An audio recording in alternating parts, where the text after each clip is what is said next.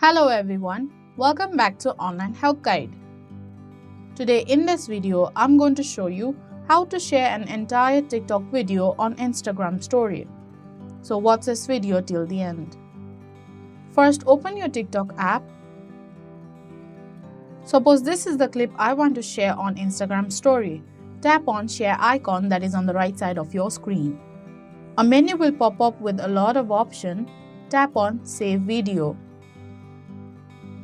The video you just saved will be in your gallery. Now open your Instagram app,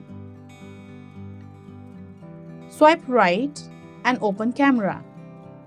Swipe up to open gallery. Now select the clip you just downloaded and tap on next. Tap on done. So that is how you share an entire TikTok video on Instagram story. Thank you for watching Online Help Guide. Hope this video was helpful. If it was, then hit the like button and comment down if you have any questions or feedback. Also, if you are new to our channel, subscribe and hit the bell icon on our channel so that you don't miss our upcoming videos.